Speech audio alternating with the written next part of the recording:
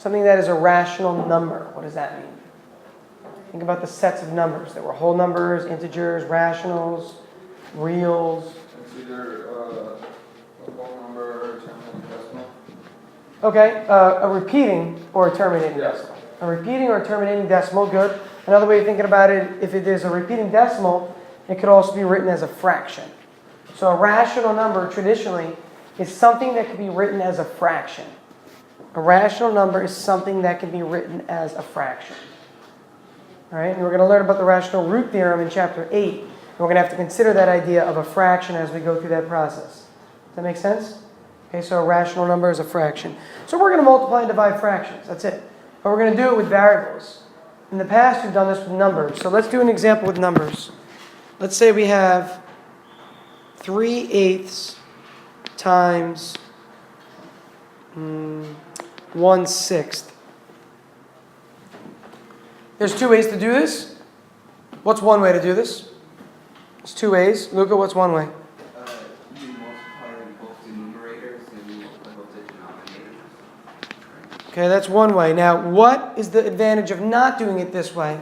Continue. What would you do earlier, maybe make it easier? You could turn them both into like the next addition. Well, here, let me follow up. Hold on. Let me give you a quicker question, easy one. Can this be reduced? 3/48. What is it reduced to? It reduces to 1/2, right? Yep. Very good. See the 8, think 6, right? And think about tens. So it's 1/16. If something can ever be reduced after you multiply, it means that you could have reduced it earlier in the problem.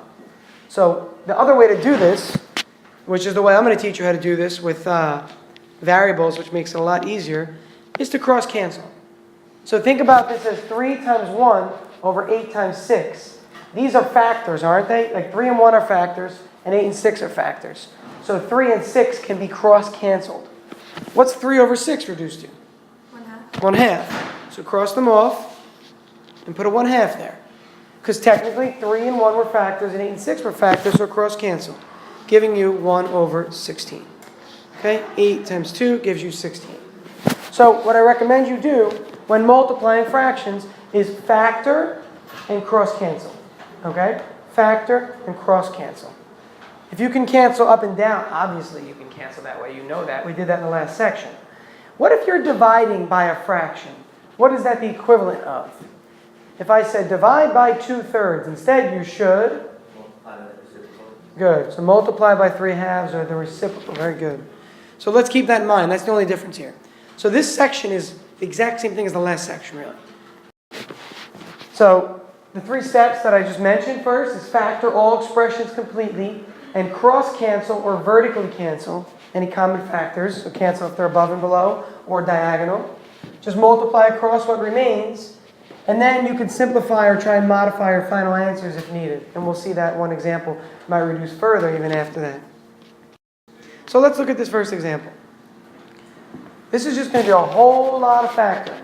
So when you get to the midterm exam, I'm telling you right now, you will probably not be given a lot of factor this, factor this. You'll be given something like this, where in order to do this, you have to know how to factor. So you might not get a lot of like one problem factoring ones where, just factor the answer, give me the answer. You'll get something more like this, and as a result, this involves factoring itself. This would be like a 3 or 4 point problem on your midterm, where you have to factor like 3 times and then provide a result. So help me out with the factoring. Who wants to help? Pick a spot. Pick up or down or left or right, where you want to pick. Top left and bottom right. All right, top left, go for it. 3x. And what's left when you take out a 3x? 1. And x. Good. So that's the top left, and then the bottom right, clearly we can leave, but you're right. So let's cancel those 3 x's already. Leaving behind a 1, if we always remember that. Sometimes we need a placeholder to remind us in case everything cancels. What else? Bottom left. What do you got in the bottom left? Nina? X plus 5 times the quantity of x minus 1. All right. Now, we're going to see something cancel, but let's pause for a minute and let's continue to factor first. How about the upper right? What numbers multiply to 20, negative 20, and add up to positive 1? and look for common factors that you already see in the bottom to help you. I see an x plus 5. X plus 5 and And, exponential. yes. Okay?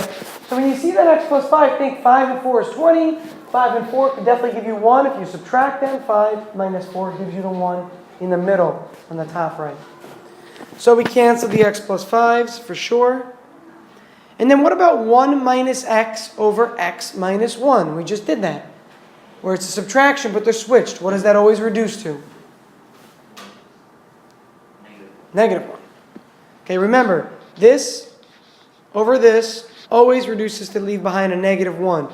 So cancel them and leave behind a negative 1. If you leave behind a negative 1 in the top and bottom, that doesn't make sense because then they would cancel. So you only leave behind a negative 1 in one spot. And the other spots leave behind a positive 1. Okay, so again, we cancel these, leaving behind the negative 1 only here, not here. This is positive 1.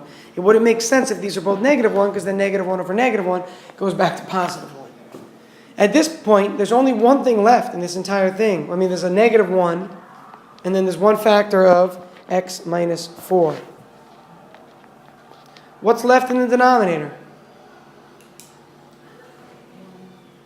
1. So do I have to write it? Because it's a denominator. If only a 1 were left behind in the numerator, I have to write it. Okay, because that's a placeholder in that sense.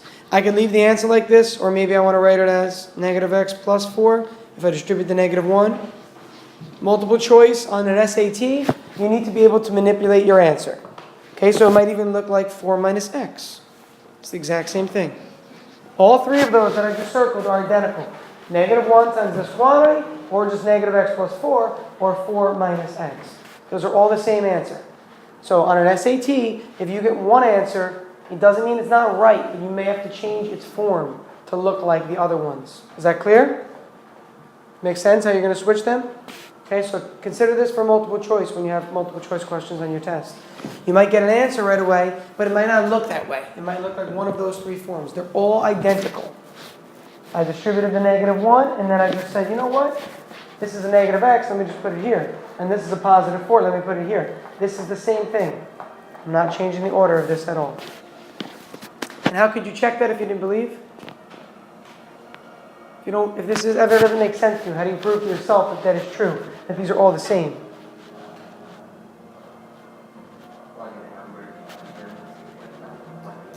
Yeah, plug in a 2 for x, maybe in all three spots. Okay? And see that you get the same answer for all three. Division. What should we do for division? What's the rule for division, Paul?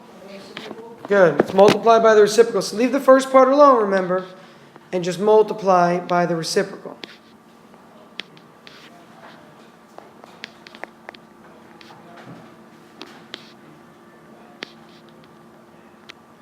Now, at this point in time, we have to clearly factor to go any further. What do we have for factors in this problem?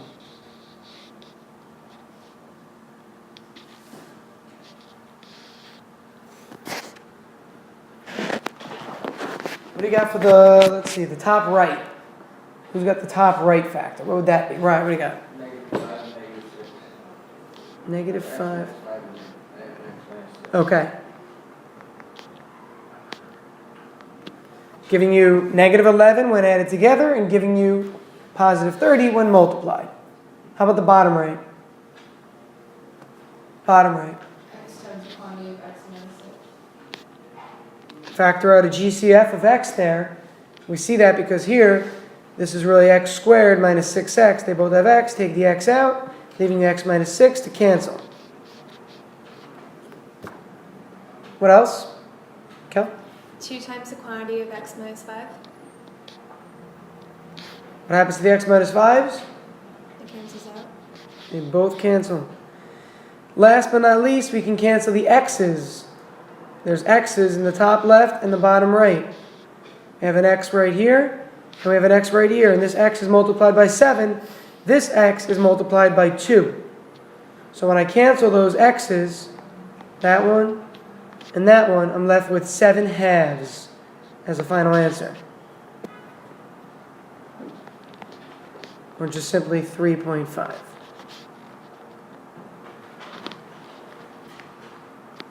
Okay? So we can see here where we have an example where all of the factors or all of the sets of factors cancel out, leaving behind just an integer value. Which is pretty interesting to think about, right? So that means if you plug in any value for x, it's always going to reduce to give you 3.5. Anytime you plug in a number for x, you're going to get 3.5 in this original expression because they all happen to cancel out. And the last one for today, remember that you're only dividing the third term, or the third, well, piece, let's say, not term. We're only dividing the third piece, so only flip that third fraction. You don't have to flip anything else. Just factor everything and start canceling the root.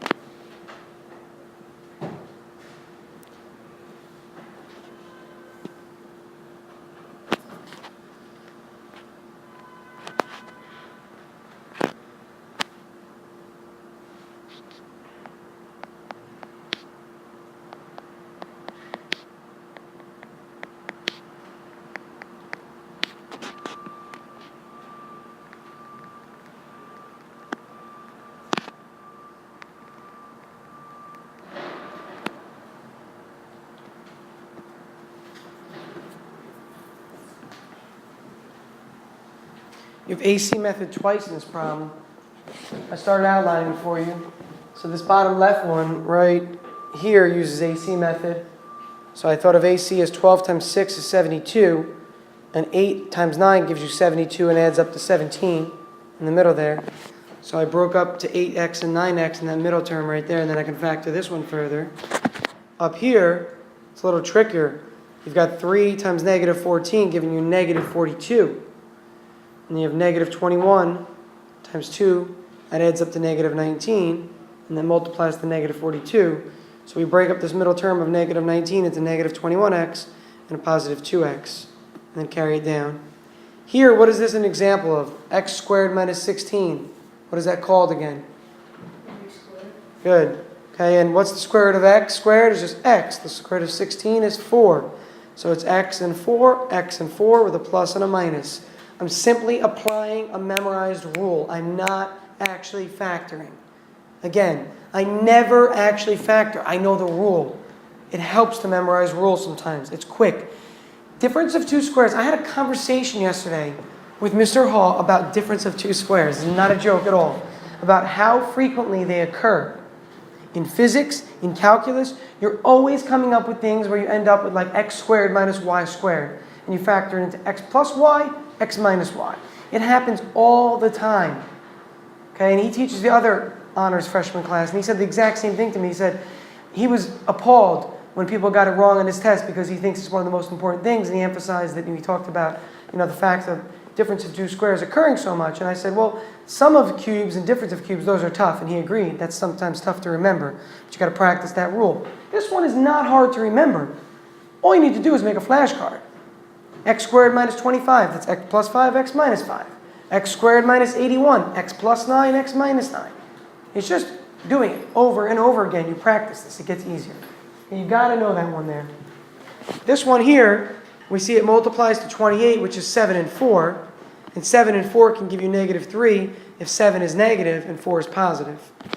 Then here, since it's division, I just wrote multiplication and I flipped them for now. I just flipped the top and bottom. I can continue to factor this and this. I could factor this AC method one. Let me do that first. Factor out of here and factor out of here. What comes out of 12x squared plus 8x over here? What's a common factor out of those two, Niall? 4x. Leaving behind 3x plus 2. What comes out of 9x plus 6? Right? Leaving behind 3x plus 2. So when I go to write this factor down, the next line here, this is going to become 4x plus 3 and 3x plus 2. That looks ugly. All right, what about the other AC method part? What can I do up here? Look at these two, and then look at these two. 3x squared minus 21x.